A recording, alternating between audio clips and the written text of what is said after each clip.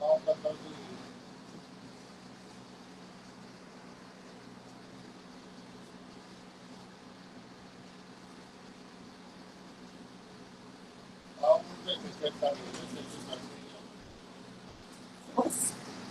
you. Okay. Please start, ma'am. हाँ जी sir. Good evening, everybody. And in the last lectures, we have studied about the. मैं थोड़ा सा आपको brief करती हूँ. Good afternoon, Dimple. हाँ जी.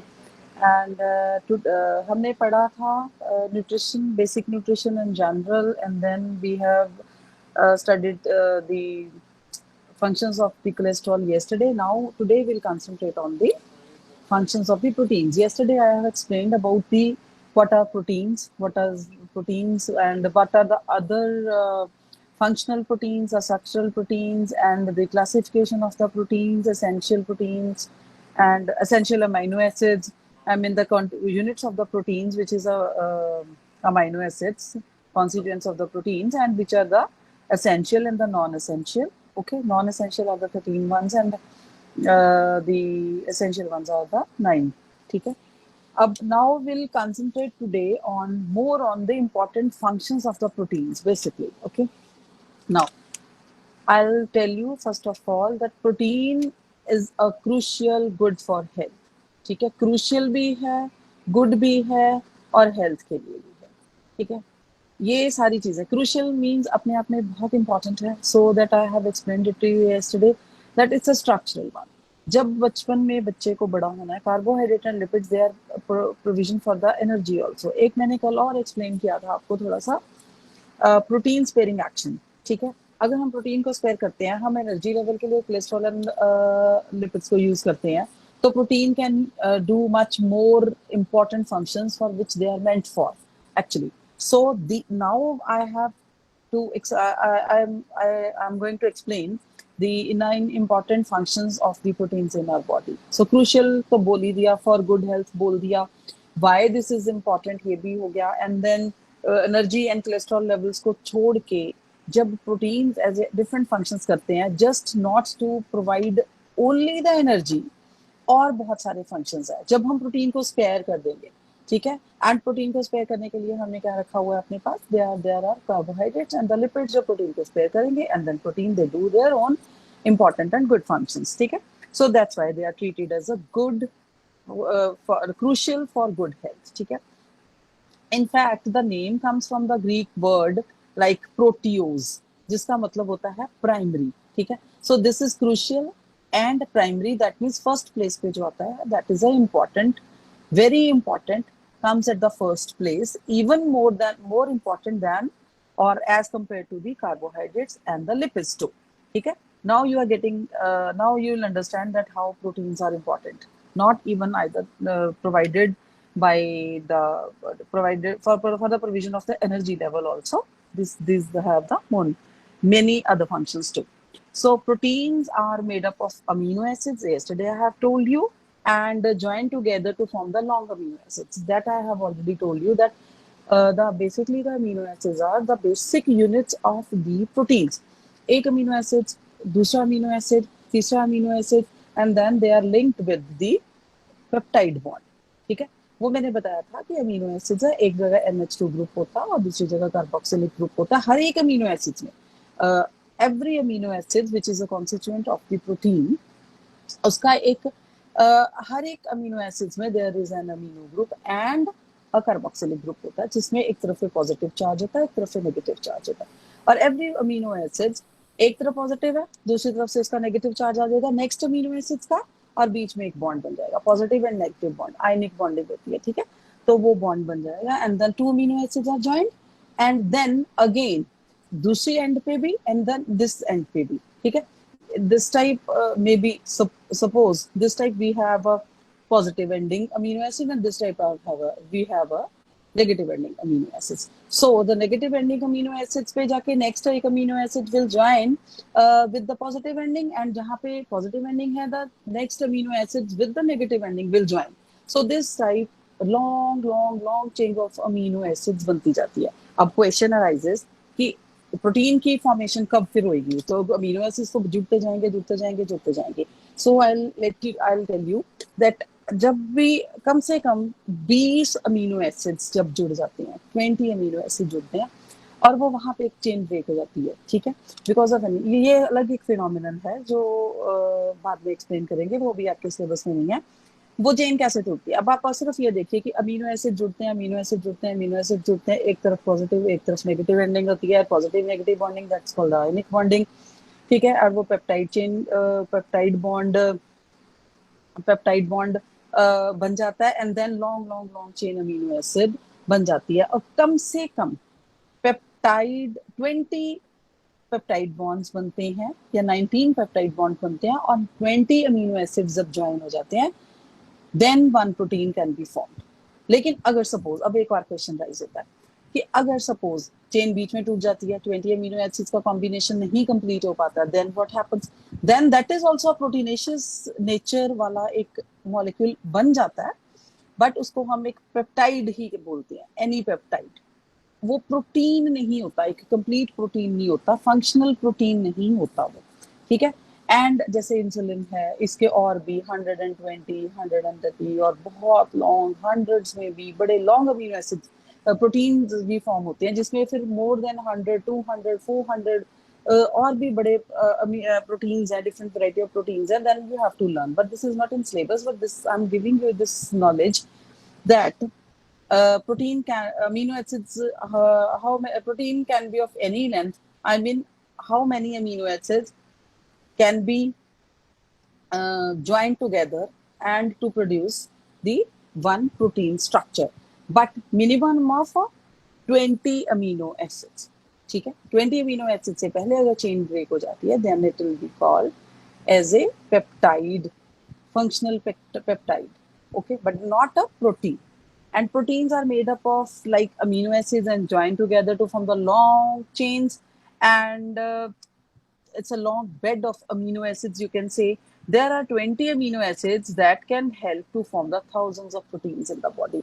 अब आपको मैंने बताया कि there are only 20 types of amino acids, ठीक है, and 20 type of amino acid जिस जो कि डिफाइन होते हैं एसेंशियल एंड नॉन एसेंशियल में. 20 टाइप ऑफ अमीनो एसिड्स होते हैं जिनका आप सोचिए कि कितनी परमुटेशन कॉम्बिनेशंस हो जाते हैं, कि सिर्फ 20 के 20 अमीनो टाइप्स ऑफ 20 है, टाइप्स है, ठीक है. There are only 20 types of amino acids which bind in so many permutation combinations में बनके single chain, sometimes it's a branch chain also, okay, then they make the proteins. Only 20 types of amino acids है और कितनी तरह से join होते हैं, कितनी तरह से, और एवरी प्रोटीन जो बनता है इन्हीं अमीनो एसिड से, that is of a different combination of permutation. किसी में भी सेम कॉम्बिनेशन के अमीनो एसिड्स नहीं होते जो आपको एक प्रोटीन बनाते हैं. Every protein is different, every protein has a different combination or different chain setup of these 20 amino acids only. So you have to learn the 20 amino acids के नाम याद रख सकते हो आप, essential and non essential में थोड़े से भी. and then ये कितने combinations में बनते हैं, सिर्फ 20 amino acids से you can form a variety of proteins which are functional, which are structural proteins, and the functional proteins all have their basic unit is amino acids. And proteins do work cells and perform their jobs. वो मैंने jobs आपको बता दी हैं कि they can perform structural and the functional जो होते हैं enzymes होते हैं, they are also proteinaceous in nature, ठीक है. एंड मेन है इसका फंक्शन. अब नाउ प्रोटीन के बेसिकली फंक्शंस पे आते हैं, जैसे growth and maintenance. What is growth? देखो, energy level, energy we need, we take instant energy from the carbohydrates and we have the stored energy in the form of the lipids. फिर vitamins and minerals they also needed for the chemical reactions and the hormonal or the stimulation or the signaling pathways. तो बचे क्या फिर बाद में? और water के functions भी we have already studied yesterday that water has to do lot of, water is also an important molecule of the balanced diet and has to do lot of the functions. Now protein सबसे important है, most of the important is a protein one. अब इसमें growth भी आ गया। Growth में कैसे होएगा कि body needs a protein for growth and maintenance of the tissue. देखो ग्रोथ तो हो गई, तो देखिए सपोज कार्बोहाइड्रेट्स एंड लिपिड्स ने ज्वाइन करके ग्रोथ ग्रोथ ग्रोथ को टिश्यू सेल्स ग्रो करते हैं, बट जब न्यू टिश्यूज पहले वाले टिश्यूज से नया वाला टिश्यू बनेगा तो एक सेल मेम्ब्रेन बनेगी, and that also I told you already that जो प्रोटीन है that is a integral part of the membrane. ठीक है, integral and peripheral kind of a proteins, they have a part of the membranes, and not only the cell membrane, it's the part of the internal membrane also, and enzymes भी बीच में आते हैं। enzyme they are also functional metabolism में, और इतने सारे chemical reactions हैं, इतने सारे मेटाबॉलिज्म साइकिल्स हैं जिसमें एंजाइम्स का रोल प्ले होता है। Without an enzyme digestion could not be completed, so enzymes are also proteinaceous in nature. This is also one of the a major function of the proteins. Now body needs protein for the growth and maintenance. अच्छा अब क्या हो गया कि अगर wear tear हो गया, suppose that there is a wear tear to any cell or any tissue, so what happens, their proteins comes वहाँ पे don't you think that carbohydrate and lipids they play a role? No, it's only the protein which can wear tear because it's a part of the membranes, it's part of the tissues. So repair and growth अगर बड़ा होता है बच्चा, ठीक है, उसमें functional है, body system है, सारा चेंज होना है, सो ग्रोथ एंड मेंटेनेंस में proteins play a very very important role in growth and maintenance. Okay, and proteins are a constant state of turnover. ठीक है, proteins ऐसा नहीं है, ठीक है, कि suppose lipids हैं, हाँ जी हाँ जी, yes, anybody madam, wants to, हाँ, hello ma'am, good evening ma'am. good evening, who's there? Ma'am sorry I disturbing you, sorry. It's okay, no problem. My name is Mandeep Singh Kalsi, I am from Kurali हाँ district जी, Mohali. okay. Actually ma'am मेरे को ना थोड़ी सी information चाहिए थी regarding की जो मेरा कोर्स था डीएनएचई जो मैंने भरा हुआ है, हम्म। तो मैडम इसकी मेरे को डेट कंफर्म नहीं हो रही और मेरा enrolment number actually maybe I have forgotten maybe, but आप माय डियर, आपको इस विषय में कक्षा के एंड में आप बात करेंगे मेरे से। ठीक, सॉरी सॉरी सर, ठीक सॉरी है, हाँ, सर, प्लीज कोई प्लीज बात आप नहीं, कक्षा नो की मर्यादा प्रॉब्लम, को रखिए। ठीक है, sorry sir, sorry sir, last sorry. में लास्ट में बात इट्स करेंगे। ओके, इट्स ओके, आप अपना सॉरी इंट्रोड्यूस सॉरी सर। कीजिए एंड में आपसे, ठीक है, okay. Now will continue with the protein. Okay, अब एक और फंक्शन है, इसको थोड़ा सा ना you should understand the carefully. अब मतलब बहुत ही क्लोजली रिलेटेड होते हैं all the balance diet molecules like carbohydrates, lipids and proteins. But अब टर्नओवर से मैं बात कर रही हूँ कि प्रोटीन्स का जो है ना एक टर्नओवर जो नंबर है या टर्नओवर अमाउंट कह लो, आप कुछ भी कह लो, ठीक है, इसकी भी एक अपनी डेफिनेशन है, ठीक है, उस वो एक कांस्टेंट रहता है, ठीक है। ऐसा नहीं है कि प्रोटीन ओवरलोड हो गया, ठीक है, और प्रोटीन कम हो गए। ये मैं आपको समझाती हूँ। Suppose lipids, you will take lipids. Lipid का क्या है, एक स्टोरेज फॉर्म है लिपिड्स की। अगर आप थोड़ा खाते हो, थोड़ा डाइजेस्ट हो जाता है and then you will put on weight. Lipid से क्या हो जाएगा, you will put on weight, आपका क्वेश्चन है मास आपका बॉडी का इंक्रीज होना शुरू हो जाता है। Even for the carbohydrate also, carbohydrates का भी ना स्टोरेज का फिनोमेना बहुत है, but this is not actually with the proteins. Proteins का क्या है, प्रोटीन्स या तो फिर बन जाएंगे and then they structural body बनेगी और एक फंक्शनल बॉडी बनेगी, या तो वो बीआरटीएल में काम आएंगे या फिर फंक्शनल में काम आएंगे, ठीक है, थोड़ी सी ग्रोथ में काम आएंगे। बट ये ऐसे नहीं है कि एक्चुअली ये एनर्जी का एक बहुत बड़ा सोर्स हो। वो लिपिड्स एंड कार्बोहाइड्रेट्स ही ज्यादा रहते हैं, ठीक है।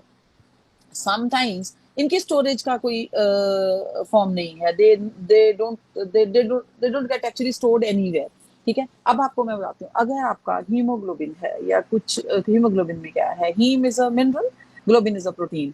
आपने अभी कभी देखा है, कभी सुना है कि बहुत रेयरली होता है कि जो प्रोटीन है वो ओवर हो गया हो। सपोज हीमोग्लोबिन ओवर हो गया, उसकी एक लिमिट होती है, जैसे मेल्स में 12 to 15 होगा, 16-17 हो सकता है, कोई 20-25 no, that will lead to some disease, ठीक है, वो ब्लड की कोई डिजीज हो जाएगी उसको। और अगर लो जाता है तो बंदा एनीमिक हो जाता है, ठीक है।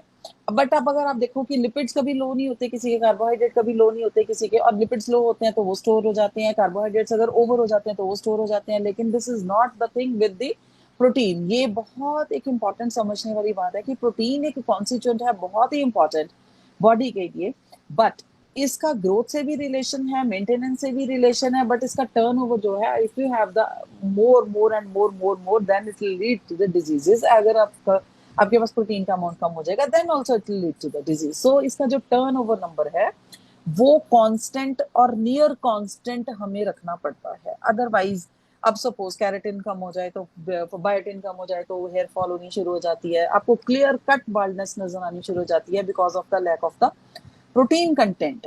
ठीक है, और अगर किसी भी तरह के प्रोटीन की बात कर लो आप, अगर प्रोटीन डेफिशिएंसी होती है, प्रोटीन मेल न्यूट्रिशन हो जाता है, बच्चों में ग्रोथ फिर रुक जाती है, स्टंटेड हो जाती है, because already carbohydrate, proteins and lipids, they are somewhere related actually with the multivitamins, vitamins and the minerals and the water content, they are already related with one and each other। ठीक है, ऐसा नहीं है कि अगर carbohydrate कम होगा amount तो हमें कोई डिजीज नहीं हो सकती, लेसर है, बट ऐसी कोई ड्रास्टिक डिजीज नहीं, but as we compared with the protein, protein can lead to so many drastic diseases if they come in a lower amount, and if you find it in a more amount, that will clear cut lead to the diseases, protein related diseases। and एक और बात है, protein related disease, this has to be understood clearly। I have told you that there are 20 amino acids only।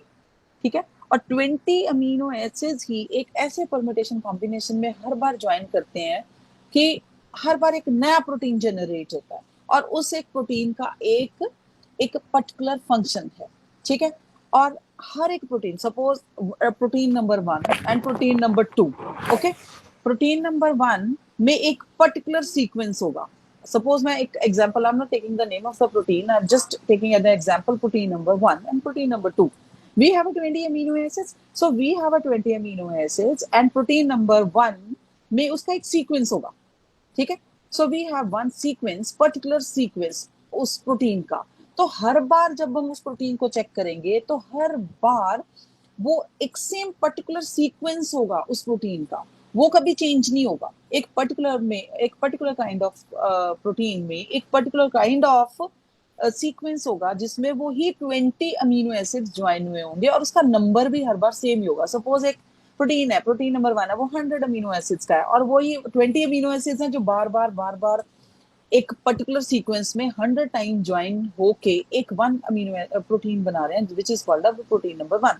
और एक protein number 2 है हमारे पास, जिसमें let's say we'll take example of the 120 amino acids, but हैं वही 20 amino acids, वही बार बार join होते हैं, और 120 टाइम्स ज्वाइन होके they'll form one protein number 2। okay, so now there is a function of the protein number 1, specific function, and protein number 2 is a specific function in our body। but can you think then if अगर 100 में से एक amino acid कम हो जाए और उधर 120 में से एक अमीनो एसिड कम हो जाए, तो it will lead to drastic diseases, actually genetic diseases, जो फिर आई मीन क्योर करनी भी बहुत डिफिकल्ट हो जाती हैं।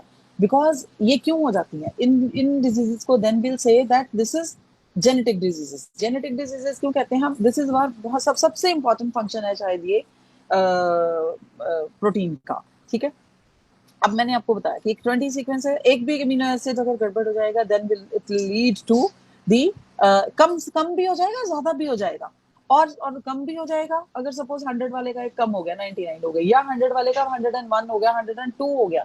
ठीक है, और या फिर बीच में कहीं जहां पे एलानिन, ग्लाइसिन, उसके बाद मिथ्योनिन था, उसकी जगह कुछ और लग गया। ठीक है, एनी अमीनो एसिड है वही 20 अमीनो एसिड, पर मिथ्योनिन की जगह पे एलानिन आ गया, सपोज पोजीशन चेंज होगी just of one amino acid, that would lead to different drastic badly and harmful diseases actually.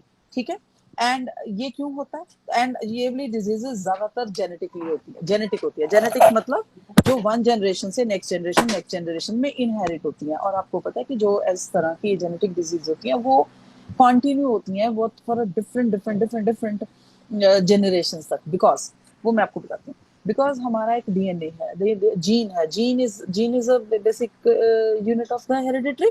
So gene is made up of a DNA and protein. ठीक है, तो protein कहाँ हो गया, एक जेनेटिक मटेरियल के साथ एसोसिएशन होगी, and now what happens, there are protein, वो प्रोटीन सिंथेसिस की हम फॉर्म में जाते हैं जिसको हम जीन एक्सप्रेशन भी कहते हैं। ठीक है, then when the protein is getting form, तो जो डीएनए का जो सीक्वेंस है ना, वो उसके ऊपर भी दो pyrimidines होते हैं, वो हमेशा ट्रिपलेट कोडोन में आते हैं, 1 2 3 दे आएंगे, and they will make one one amino acid, ठीक है।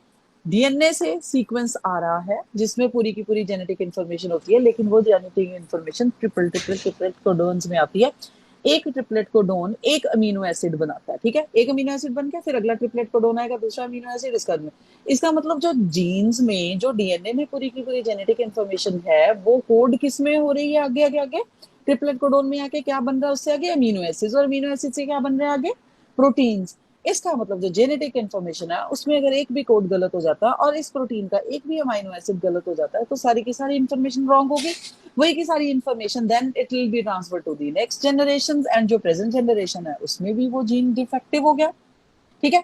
ओवर होने से भी, कम होने से भी नंबर, नंबर ओवर होने से भी, एंड द सीक्वेंस और the place of that particular amino acid when it gets changed it will lead to the drastic harmful diseases, and that would continue in the to the different generations। वो भी एक अलग बात होती है कि अगर उसमें रिसेसिव या डोमिनेंट हो, वो एक अलग बात होती है, but it will go in the generation, and the diseases होंगी वो genetically inherited होंगी। So you can think that how important are the proteins for the growth and maintenance and for the repair and for maintaining the genetic information and for maintaining the health of the person genetically, ठीक है। And कैसे ये genetically inherit करते हैं सारे के सारे traits, ठीक है। People recovering from the injury, अगर आपने कभी देखा है कि अगर पीपल कोई भी एक बंदा है उसको प्रोटीन्स देने होते हैं, जब वो एक्सरसाइज करता है तब भी वो प्रोटीन्स खाता है, ठीक है। Simple carbohydrate and lipids they don't do much because when you do exercises weight होगी, ठीक है, टिश्यूज की इंटरनल होगी, कम होगी, ज्यादा होगी, then also you need the proteins for repair, ठीक है।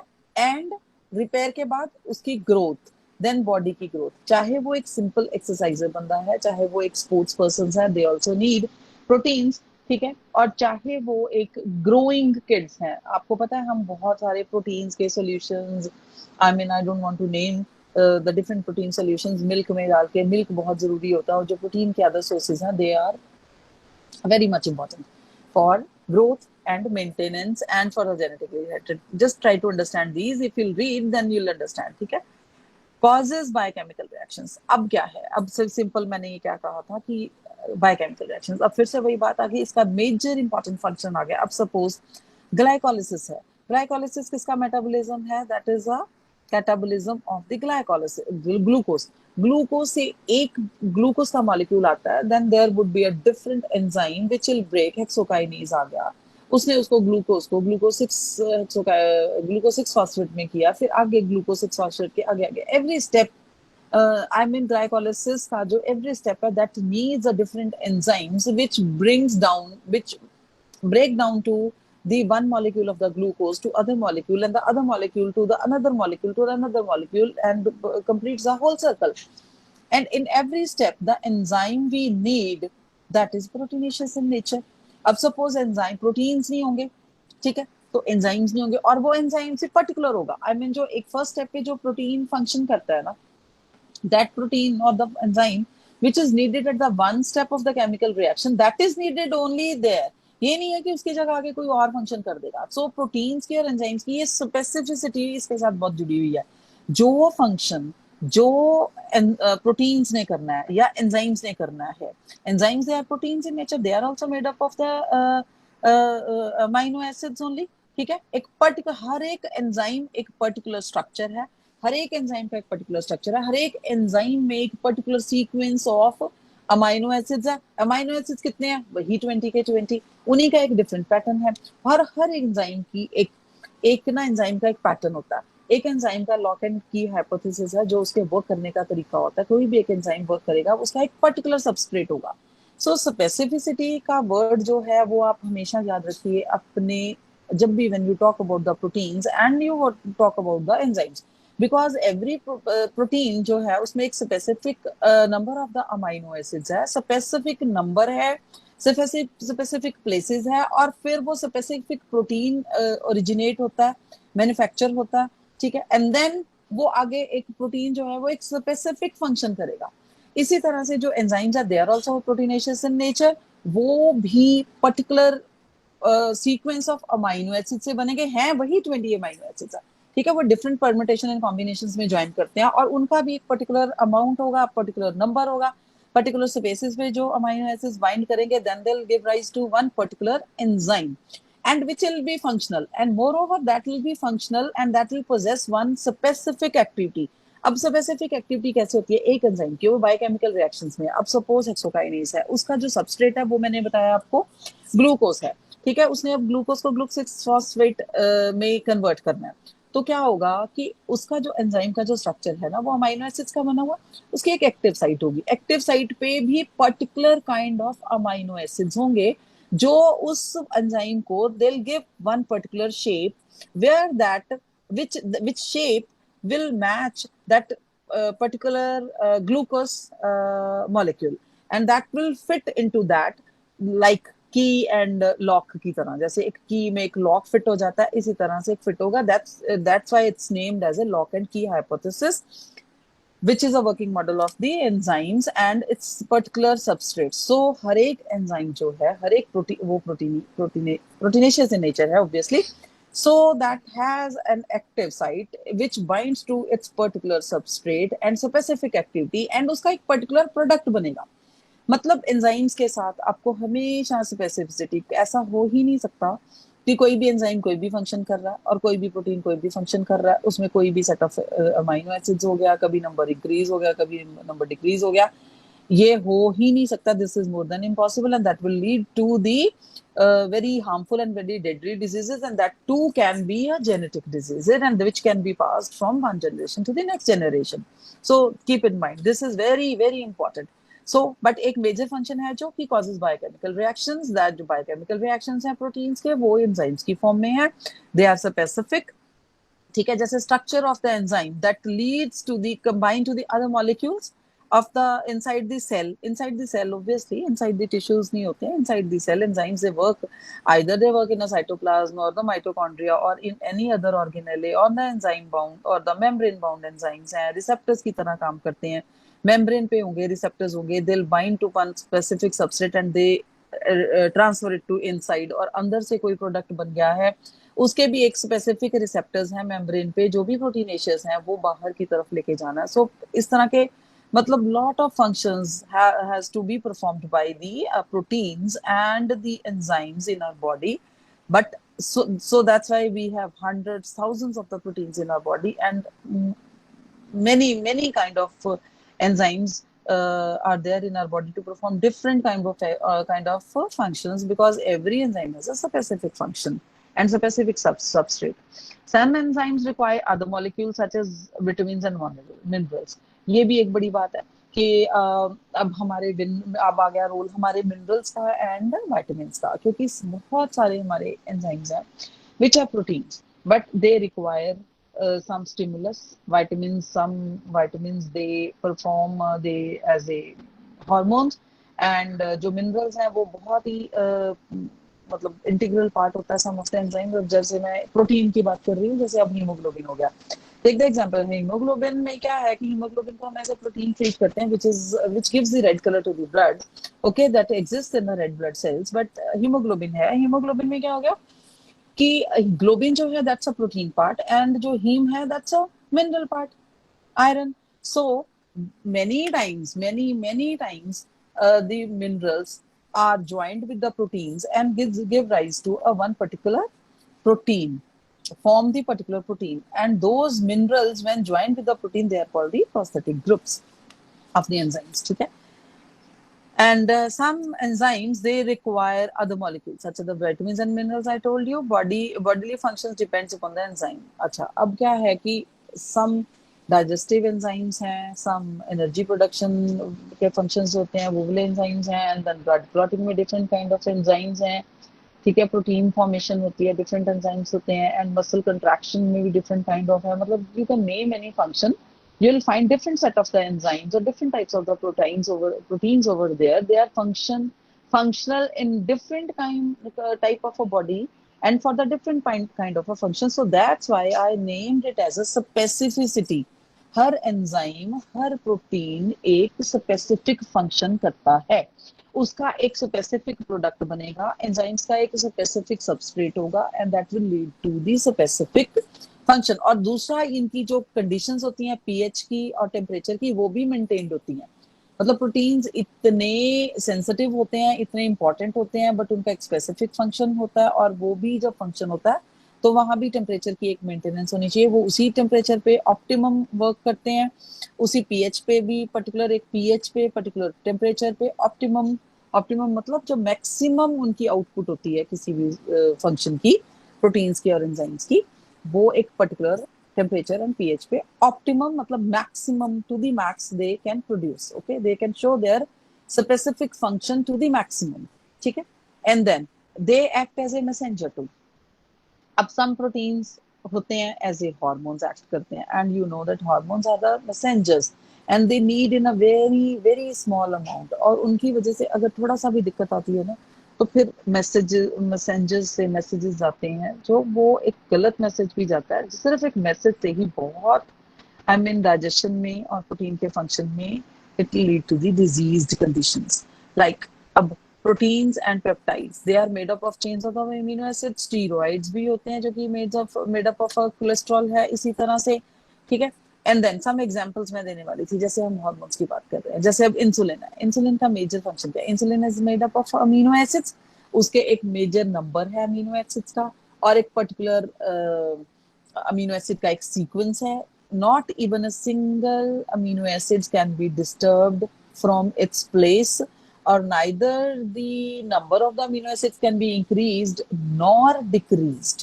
This is the fact which is associated with the proteins and with the amino acids, and वो वाले amino acids जो कि फॉर्म करते हैं एक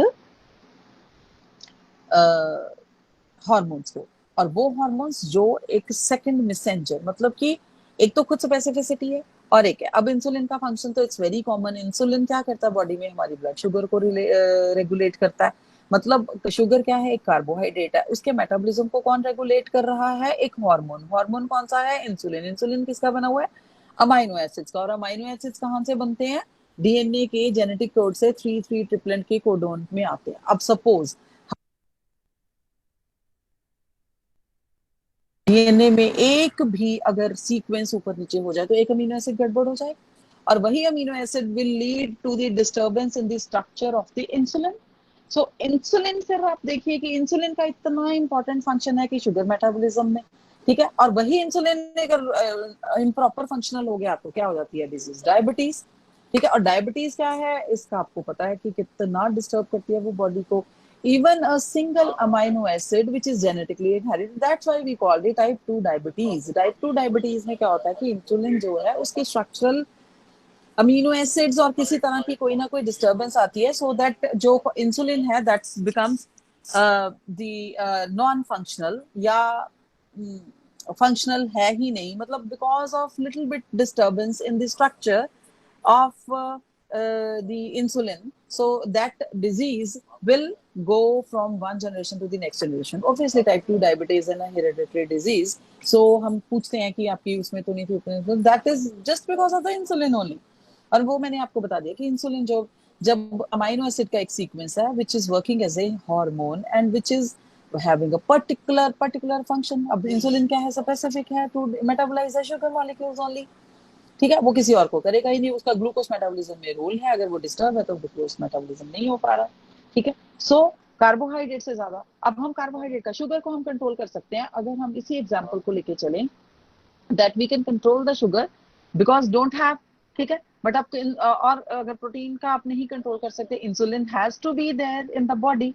अगर इंसुलिन ही नहीं होगा, अगर हम ऐसा कुछ नहीं खाते हैं जिसमें इंसुलिन नहीं होता या इंसुलिन प्रोडक्शन नहीं होती है, देन हमारी पूरी बॉडी डिस्टर्ब हो जाती है। But on the other part, अगर हमें डायबिटीज है, ठीक है, एक डिजीज हो गई है, that is because of the glucose metabolism. हम शुगर लेना बंद कर देते हैं, कम कर देते हैं, और फिजिकल एक्टिविटी कर देते हैं, वी आर फाइन।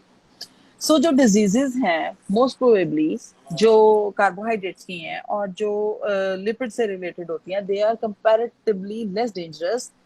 बट जो इम्पोर्टेंट, ज्यादा डेंजरस है, हार्मफुल डिजीजेस होती हैं, they are associated with the proteins, hormones, minerals, इनके साथ जो रिलेटेड होती हैं, they are much more harmful. ऐसा नहीं है कि वो नहीं होती हैं जो कार्बोहाइड्रेट के साथ, but they are not that harmful like these जो hormones हैं, proteins हैं, इसका messenger और they are more important function. That's why I told you yesterday that the protein sparing action is very much necessary. You should have balanced diet, you should have carbohydrates and lipids too, so that your proteins, सिर्फ protein लेके carbohydrate और lipids को बिल्कुल छोड़ के बात नहीं बनती है, ठीक है? That will lead to some other problem. So अब आपको पता है कि proteins have to do so many important function, जो स्पेसिफिक फंक्शन है प्रोटीन्स के लिए. So proteins should be spared for doing those functions rather than कि उनको सिर्फ एनर्जी प्रोडक्शन के लिए रखा जाए. एनर्जी प्रोडक्शन के लिए you can have the lipids and carbohydrates, as I'm repeating this time very many times, ठीक है? And then glucagon. अब glucagon भी क्या है? Glucagon is also a hormone. Hormone क्या है? इसमें भी अमीनो एसिड्स का सीक्वेंस है. That means this is also proteinaceous in nature. So I told you, जो प्रोटीन्स हैं, एक तो वो स्ट्रक्चरल प्रोटीन्स होते हैं, वियरटेयर को देखते हैं. दूसरा वो फंक्शनल प्रोटीन्स होते हैं, विच आर एंजाइम्स, जो स्पेसिफिक होते हैं, स्पेसिफिक मेटाबॉलिज्म में. तीसरा प्रोटीन्स जो वर्क करते हैं एज ए हार्मोन्स, जो मैंने इंपॉर्टेंट बता दिया, insulin. The next is a glucagon. अब सीधा सीधा पता है कि जो glucagon is having a function opposite, exactly opposite to the insulin. अब इंसुलिन क्या करता है कि जब शुगर बहुत ज्यादा इंक्रीज हुई है, हाइपर हो गया, ठीक है, हाइपर ग्लाइसीमिया हो गया, then insulin comes and metabolize करता है इन नॉर्मल फंक्शंस. अगर इंसुलिन गड़बड़ है देन वो मेटाबोलाइज नहीं करेगा, ठीक है? That won't metabolize the sugar levels, और शुगर लेवल इंक्रीज रहेंगे, जो कि और डायबिटिक में जो और कॉम्प्लिकेशंस आती हैं वो आपको नजर आनी शुरू हो जाएंगी. But on the other hand, glucagon आ गया. This is also a hormone which is made up of particular amino acids, and वही 20 amino acids, उन्हीं का एक different combination है, उन्हीं का number है जिससे होता है, but इसका opposite है function. इसका मतलब क्या है कि जब हमने sometimes in the diabetic person or in a normal person, sometimes the sugar when it goes low, like hypoglycemia हो गया, rather than hyperglycemia, hypoglycemia हो गया, then this glucagon comes into action. Otherwise glucagon का कोई और function नहीं है. This is specific for the hypoglycemia. Insulin is specific for hyperglycemic conditions. Then what glucagon do when the hypoglycemic conditions comes? It performs its function to bring the lower level of the glucose or the sugar level in the body to the normal level. Normal में इसलिए कह रही हूँ, अगर ज्यादा कर देंगे फिर तो हाइपर कंडीशन हो जाएगी, फिर वो इंसुलिन का आ जाएगा. फिर इंसुलिन अगर लोअर करेगा, लोअर टू नॉर्मल करना होगा, अगर लो चला जाएगा तो फिर ग्लूकागॉन. ये तो फिर गेम प्ले होगा. At a time one hormone work करता है, जो कि या आइदर हाइपर ग्लाइसीमिया हो जाएगा या हाइपो हो जाएगा. और अगर डायबिटिक है पर्सन तो उसमें तो फिर क्लियर कट है, इंसुलिन विल वर्क और won't work in the body. We give out from, और जब हमारी बॉडी में इंसुलिन एक नॉर्मल नहीं है, डिस्टर्ब्ड है बिकॉज ऑफ एनी रीजन, उसका जो अमाइनो एसिड सीक्वेंस है वो चेंज हो गया या हार्मफुल हो गया या प्रोडक्शन नहीं हो रही है, whatever, it's not performing its specific function to lower down the hyperglycemic function to the normal hyperglycemic condition of the sugar to the normal level. So sometimes insulin का injection हम फिर we take it from outside so that the insulin brings the hyperglycemic condition to the lower level and to the normal level, but sometimes it goes hypo.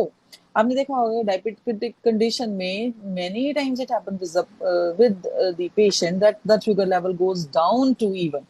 वो फिर ख्याल रखना पड़ता है उनको. At that time what happens, the glucagon. हो सकता है आपकी बॉडी में अगर डायबिटिक हुई है, सिर्फ इंसुलिन ही गड़बड़ था, ठीक है, इंसुलिन का ही स्ट्रक्चर डिफरेंट था या डिस्टर्ब था, ग्लूकागॉन का नहीं था. Glucagon is behaving normally, but glucagon तभी वर्क करेगा when the sugar level will come down and then it will work specifically for the lower level of the sugars and it will bring up to the normal level, ठीक है. But फिर insulin का क्या है, insulin is not working and insulin फिर outside से. This is a complicated situations with the diabetic. This I have taken these two examples of the hormones to just understand how important the hormones which are made up of amino acids and how they behave. Okay, they are also proteinaceous in nature. Likewise, we have other amino acids like HGH, human growth hormone, जिससे क्या होता है कि अगर वो नहीं बनेगा तो स्टंटेड, ड्रवाफ रह जाते हैं लोग, ठीक है. वो भी एक हार्मोन है जो ग्रोथ में हेल्प करता है. ठीक है, and then antidiuretic hormone जो क्या करता है, जो दिस हार्मोन्स सिग्नल करता है क्या, to kidney to reabsorb the water, ठीक है, जितना वाटर कंटेंट है, अदरवाइज सारा का सारा वाटर जो है that will move out, you will have the I mean जो मोर एंड मोर यूरिन पास करने वाली फीलिंग होती है ना, वो आनी शुरू हो जाएगी, because this ADH, antidiuretic hormone, this is not working, so this will also disturb your kidney function test, फिर kidney functions में, and adrenocorticotropic hormone है, that is also for this is also made of the amino acids, and that also have the specific function which is the stimulate to release the cortisol, a key factor in the metabolism. अब metabolism disturb हो जाएगा, फिर उससे किसी भी का metabolism disturb हो जाएगा, ठीक है, and then provides structure, which is also one of the major function of the amino acids. Some proteins are the fibrous, ठीक है, and then provides the cells, tissue and stiffness and to the rigidity. आपने पता है कि आपका हर कोई body function that should have some particular rigidity and particular stiffness होनी चाहिए, ठीक है, अगर वो नहीं होगी तो फिर दिक्कत आएगी, और सम में कुछ में थोड़ी फ्लेक्सिबिलिटी होनी चाहिए. This is also a function of proteins, and that is also dependent upon the combination of the proteins which gives rise to that particular kind of a protein.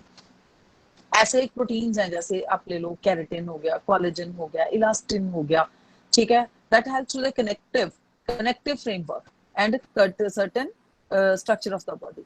आपको पता है कहीं कहीं इलास्टिसिटी की जरूरत है, वहां पे इलास्टिन प्रोटीन होगा, कोलेजन की जरूरत है और कैरेटिन की जरूरत है, ठीक है, तो उसका उसी हिसाब से बना होता है, ठीक है. Keratin is a structural protein which gives which is a important part of the skin, hair and nail, जो ज्यादा brittle होते हैं, ठीक है, nails brittle होते हैं तो उसकी hardness and rigidity provide करता है, उसका combination उस तरह से बना हुआ होता है, ठीक है. And then collagen is the most abundant protein in our body and is a structural protein of our bones, tendons, ligament and cells. So that will also be having a rigid and elastin several hundred times more flexible than on the other hand. I mean, elastin जो है वो collagen के comparatively that's more elastic.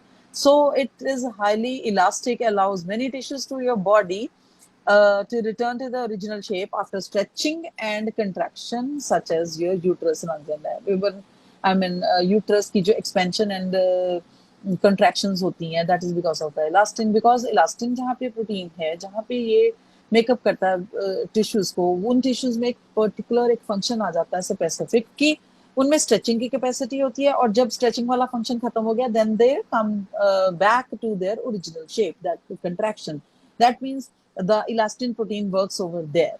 So this is also required in so many, I mean in uterus it's required, so this protein works over there, ठीक है, इस तरह के functions हैं amino acids के.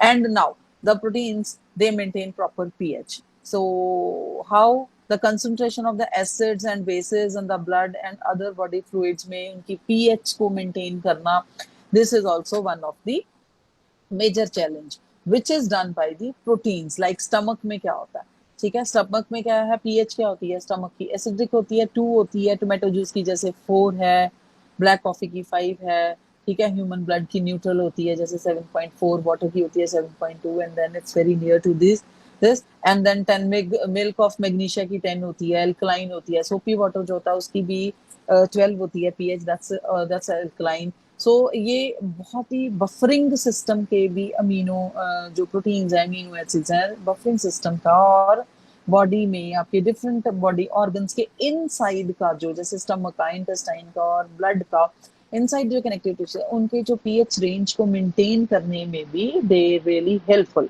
ठीक है. एंड बट क्या होता है कि एक कांस्टेंट पीएच नेसेसरी होती है. अब ऐसा नहीं है कि पेट स्टमक में हमारे जो है वो 2 पीएच होती है, एसिडिक होती है, that's necessary for the digestion, but sometimes it happens कि वो बहुत ज़्यादा acidic हो जाता है, the amount of the acidic हो जाता है, but then we'll feel some problems.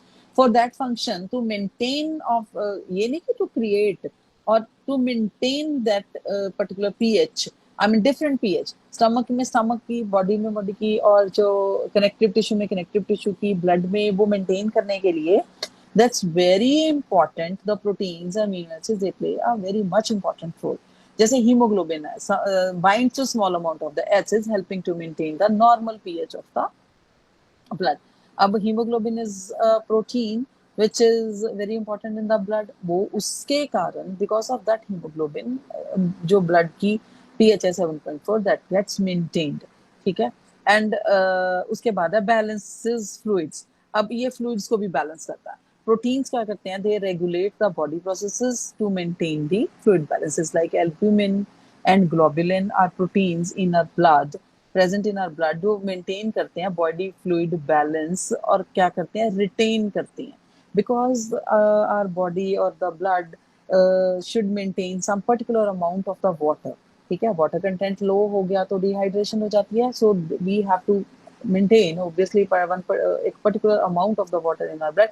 So albumin and globin proteins हैं, they maintain one particular amount of the water in the blood. This is also function of the proteins. So you have to remember, like अगर आप particular proteins के names भी अगर याद नहीं रहेंगे ना आपको, अगर आप balances भी लिख देते हो कि yes water balance है, then also common protein का function आएगा, then you can write these things कि एक water balance को भी करते हैं, ठीक है. And तो जो बिकॉज ये मैं आपको बताती हूँ सेल्स में भी क्या होता है कि इसका एक फंक्शन है, वो आपके अभी इतना डिटेल में एक्चुअली है नहीं है, मैं साथ साथ थोड़ा थोड़ा आपको बताती हूँ. क्योंकि जो सेल्स हैं उनके अंदर भी वाटर का content you have to maintain, but क्या है कि वो एक प्रॉपर मेम्ब्रेन होती है. जो मेम्ब्रेन है सेमी परमियल मेम्ब्रेन है, वो ना अंदर बहुत ज्यादा जाने देती है और ना अंदर से बहुत ज्यादा बाहर जाने देती है. वो उसके भी एक पर्टिकुलर फंक्शंस हैं. वो हमेशा हमेशा आपको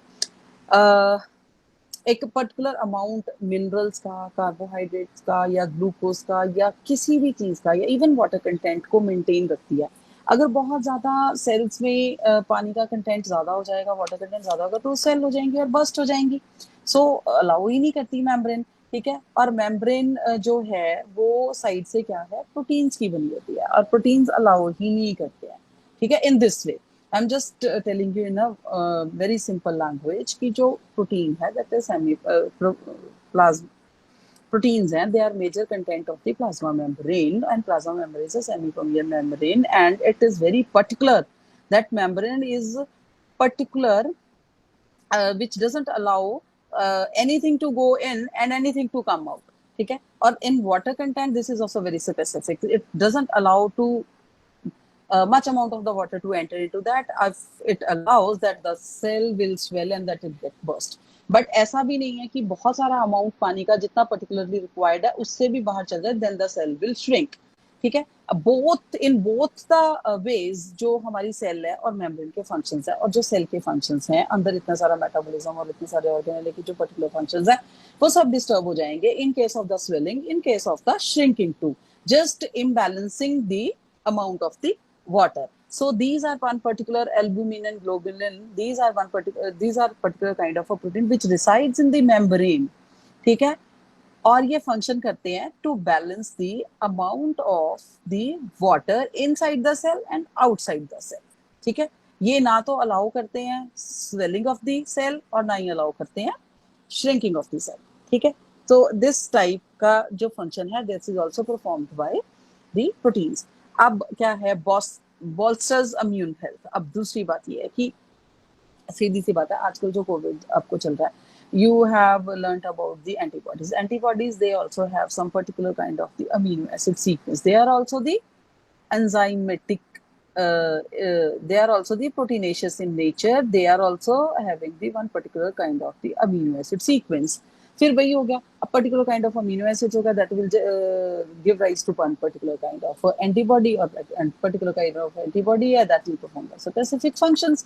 So हमारा immune system का बहुत बड़ा part होते हैं antibodies, ठीक है. If we have the good immune system, we have a particular kind of the antibodies and that will fight with the particular kind of the antigens, ठीक है. स्पेसिफिसिटी, जो स्पेसिफिसिटी है ना, ये वर्ड हमेशा प्रोटीन्स के साथ एक एसोसिएटेड रहता है. जो प्रोटीन्स हैं they are also specific, they are also specific functions, उनका अमीनो एसिड सीक्वेंस स्पेसिफिक होगा.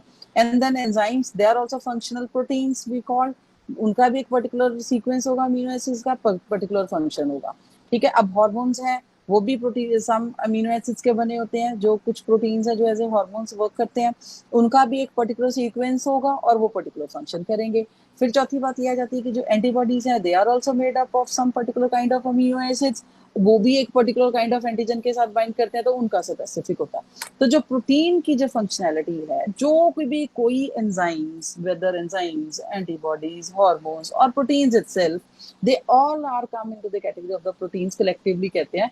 तो इनके साथ एक स्पेसिफिसिटी वर्ड जुड़ा हुआ होता है कि ये स्पेसिफिक फंक्शंस ही परफॉर्म करेंगे।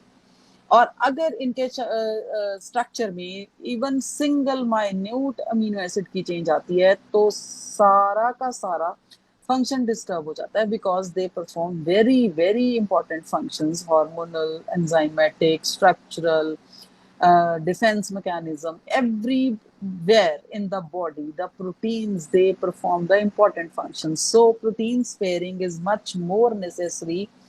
So have carbohydrates and lipids for the energy levels, so that the proteins can perform much more important functions, which I have explained to you. Now transport and stored nutrients, ठीक है। Proteins में क्या होता है कि और बहुत सारी ऐसी चीजें हैं जो जिसमें ये ट्रांसपोर्ट भी करते हैं एंड स्टोर भी करते हैं न्यूट्रिएंट्स। ये फंक्शन थोड़ा लेस इंपॉर्टेंट है, but no, that's also there.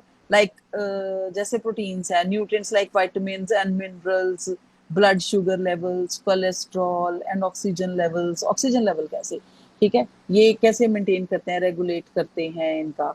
like hemoglobin है, that oxygen binds with that, oxyhemoglobin बनता है, then we respire, and उसके बाद फिर उसके साथ oxygen will converted into carboxyhemoglobin, and then it will exhale, inhale करते हैं हम oxygen, and that is converted into the oxyhemoglobin, फिर exhale करते हैं हम carbon dioxide, because it is converted into the carboxyhemoglobin, and that's a very important part of the respiration. और respiration बंद हो जाए, देखो फिर अगर प्रोटीन हीमोग्लोबिन नहीं है, ऑक्सीजन के साथ बाइंड नहीं करेगा तो कहानी खत्म, we can not respire. So this is a much more important, respiration is much more important function for living systems, ठीक है, फॉर लिविंग ह्यूमन बींग्स और फॉर लिविंग एवरीबडी जो भी एरोबिक हैं एनिमल्स, ठीक है। सो अब इसके बाद एक आ जाता है प्रोवाइड। इस तरह के बहुत सारे फंक्शन है। I have taken the example of the hemoglobin again and again just to make you understand that these are also they perform this type of functions too. अब क्या है, लास्ट फंक्शन है कि जो प्रोटीन्स है, they provide energy too, because proteins can supply your body with energy too. जैसे protein contains करते हैं कैलोरीज पर ग्राम, हम जो भी लेते हैं उसमें हमें पता होता है कि इतने पर्टिकुलर इतने ग्राम में इतने कैलोरीज हैं, particular proteins, and every protein has a different calories, मतलब every protein has a different calories of per gram, ठीक है। The same amount provides by the carbs, उतना ही कहते हैं कि उतना ही ये प्रोवाइड भी कर सकते हैं energy. After performing so many important functions, proteins can provide that much energy too, which the carbohydrate provides, ठीक है। And fats can supply the most energy, like 9 calories per gram. Fats थोड़ी ज़्यादा energy provide करते हैं, so that's why they are stored, ठीक है, in our body. And then in the last, I've discussed all the 9 functions. Basically, if you have understood, these are the major basic functions हैं immune proteins के, जो basically 9 important functions थे, which I have explained, ठीक है। अगर आपको इसमें से कोई दिक्कत लगे तो फिर you can ask anything and then you can ask, ठीक है।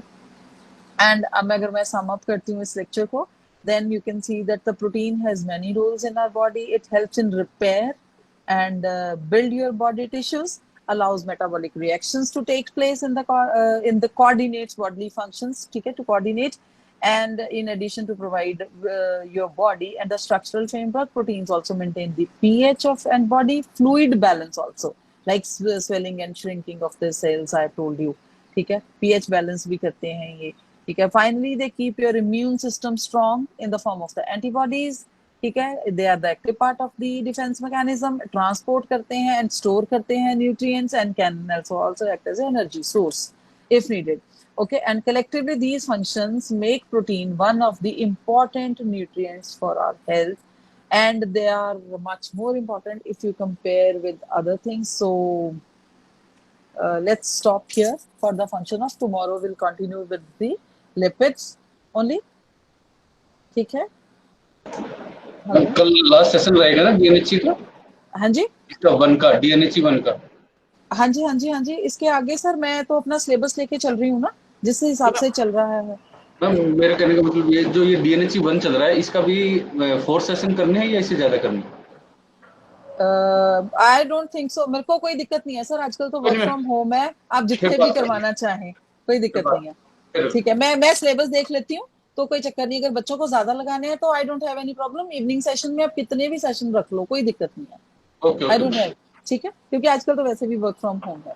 ठीक है सर, थैंक यू जी। आप सर स्टूडेंट से पूछ लीजिए, अगर कोई दिक्कत हो तो मुझे, मैं क्लोज करती हूँ। ठीक है जी।